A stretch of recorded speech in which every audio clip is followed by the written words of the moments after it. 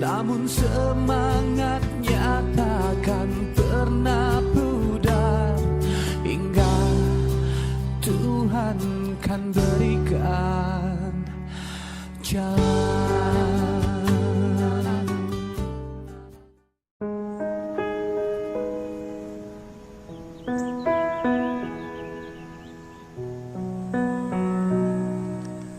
Dua setengah tahun berlalu begitu cepat sejak sang ayah pergi menghadap Ilahi, meninggalkan Ari Arianto, sang bunda, dan kedua adik Ari yang masih kecil. Tak terasa pula, selama 2 tahun setengah bocah berusia 14 tahun ini berjuang menggantikan sang ayah mencari nafkah bagi keluarganya. Ngawetan nama tiramakna we nuju meneng kene. Ti apihna gitu nuju teu damang nyatu di gentosan ku Ari gitu nuju teu damangna teh dugi ka ayeuna.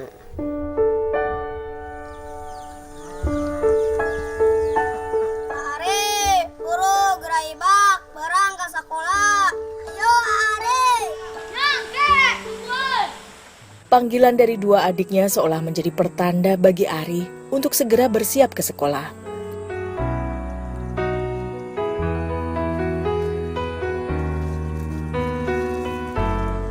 Pengumpulan nira pohon aren dilakukan 2 kali sehari, pagi dan sore. Karenanya, begitu fajar menyingsing, Ari sudah mulai mengumpulkan nira. Sekaligus pula membuat torehan sadapan baru pada mayang buah aren. Ada 5 pohon aren besar yang harus ia ambil niranya setiap hari. Karenanya ia harus bergegas agar tak terlambat ke sekolah. Aldi dan Deni Saputra adalah adik Ari. Aldi kini berusia 10 tahun dan tengah duduk di bangku kelas 5 sekolah dasar. Sementara si bungsu Deni masih berusia 8 tahun dan menempuh pendidikan di kelas 2 sekolah dasar. Masih kecil memang, tapi kemandirian mulai terbentuk dalam jiwa kedua bocah ini.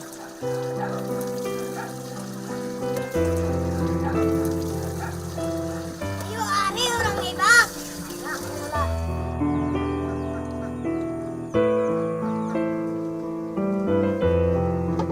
Nira-nira yang diperoleh Ari segera dikumpulkan dalam kuali besar. Seraya dipanaskan agar tak cepat menjadi basi dan masam. Bila hasil sadapan kemarin sore dan pagi ini jumlahnya mencukupi, pengolahan gula aren pun bisa langsung dilakukan. Tugas memasak nira menjadi tanggung jawab Esah sang bunda. Bertahun-tahun berkutat dengan pembuatan gula merah ini, membuatnya jeli menilai kualitas nira untuk dibuat gula. Untunglah cukup banyak nira yang Ari peroleh pagi ini. Dalam kondisi dingin, pohon aren akan menghasilkan air nira yang lebih banyak dibandingkan pada siang hari. Sambil dituang, nira disaring untuk membuang serpihan kayu dan kotoran lain yang terikut. Juga untuk mengambil remahan daun jambu biji. Nira pohon aren mudah sekali mengalami fermentasi. Karenanya, penyadap menggunakan beberapa campuran, seperti daun jambu, untuk menghindari nira menjadi asam saat ditampung di atas pohon. Mak, abi bade ibak heula Nya sok dina janten hujana nu keur haroream teh. Ai nyadap mah teu tiasa seungah terus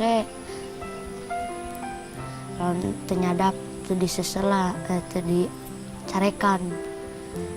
Ngan lamun teu nyadap bakal sesah gitu hirup teh. Lamun teu tina nyadapna ti mana di lamun sapertoskeun ngalah kalapa dakur usum-usuman. Sebagai teman nasi, keluarga ini terbiasa memanfaatkan sayur-sayuran yang mereka dapatkan di pekarangan rumah. 30-an tahun hidup bersama suaminya, Esah dikaruniai 8 orang anak. 5 anak tertuanya kini hidup terpisah bersama keluarga mereka. Karena kondisi mereka pun tak jauh lebih baik dari sang bunda. Bagi Esah, Ketiga anak-anaknya ini adalah segala-galanya. Esah terus berupaya agar ketiga buah hatinya ini bisa terus menempuh pendidikan dan merangkai masa depan yang lebih cemerlang.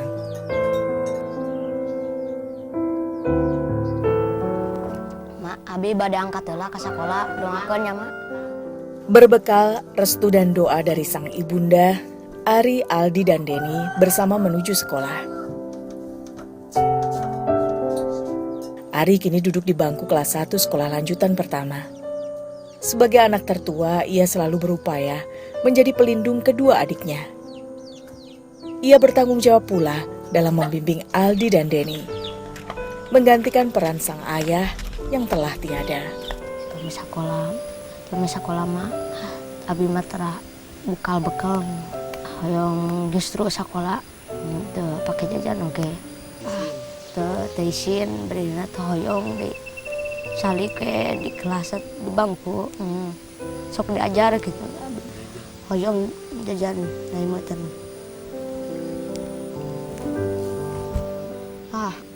Abi mah alime lamun ketua aya buku di guru anu ku abi dibutuhkeun paling mesera.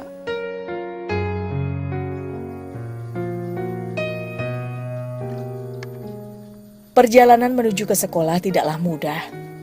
Kaki-kaki kecil ini harus sangat berhati-hati dalam setiap langkah. Tidak hanya menembus jalan setapak di antara belukar, ladang, dan pepohonan. Ari dan kedua adiknya harus rela melintasi jalan tanah liat mendaki. Tangga bambu inilah satu-satunya sarana bagi mereka melintasi tebing curam bebatuan. Seolah menjadi gerbang utama keluarga Ari untuk bisa menikmati peradaban berbeda di luar sana. Tak hirau akan licinnya anak tangga usai hujan tadi malam, kaki-kaki bocah ini tetap mantap melangkah. Menapak satu demi satu anak tangga menuju atas tebing. Hanya 2 tangga yang dibuat untuk memudahkan mereka memanjat dinding batu terjal ini. Selebihnya mereka harus mencari pijakan sendiri untuk mencapai permukaannya. Dari sini jarak sekolah Ari tidak jauh lagi, hanya sekitar 1,5 kilometer saja. Kan sabab di tengah mah eme caket ngaos, caket sekolah, jeung lamun gering teh tiasa caket.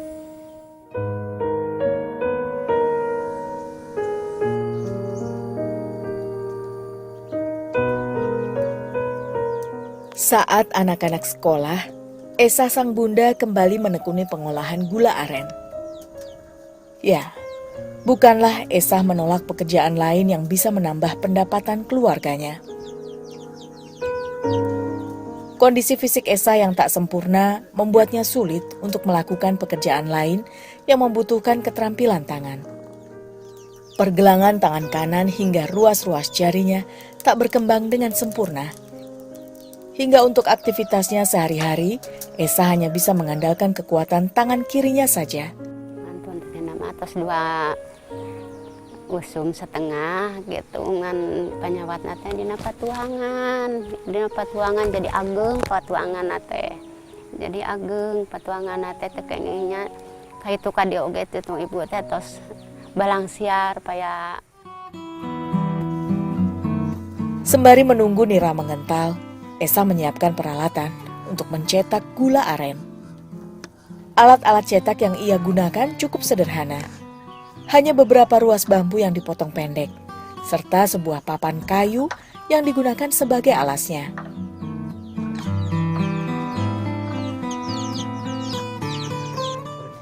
Kini nira telah membentuk karamel berwarna kecoklatan.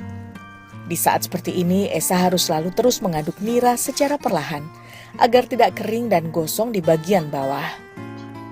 Untuk mengetahui tingkat kematangan nira cukup tanak dan siap untuk dicetak, Esa mengujinya dengan cara sederhana, yakni dengan memasukkan sedikit karamel ini ke dalam air bersih dingin. Jika cairan gula kental ini mudah menggumpal, berarti nira sudah tanak dan siap dicetak. Nira yang kurang tanak bisa menyebabkan gula aren nantinya mudah rusak atau cepat berjamur. Cairan gula yang telah tanak tak langsung bisa dicetak. Ditunggu sampai suhu sedikit berkurang dan mencapai kekentalan yang cukup. Bila terlalu encer, gula akan meleleh dan tidak bisa terbentuk dalam tabung bambu.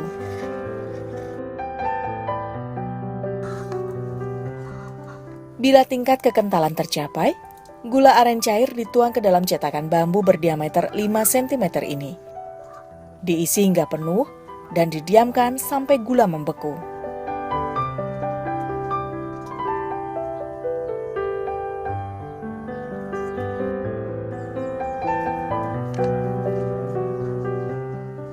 Tak perlu menunggu hingga mengeras penuhnya.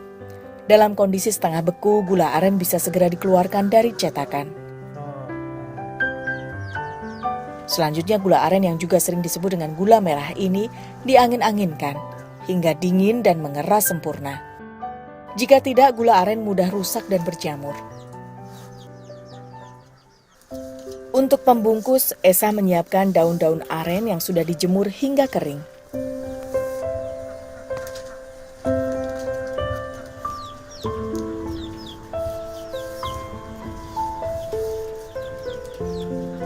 Esa menjual gula aren miliknya dalam bentuk lonjoran seperti ini. Satu lonjornya ia isi sebanyak 10 buah gula aren. Dengan penuh keuletan, Esa membungkus satu persatu gula aren yang dihasilkannya. Dari satu kali pemasakan nira, sedikitnya ia bisa memperoleh 4 lonjor gula merah. Gula-gula ini akan disimpan hingga banyak untuk dijual kemudian.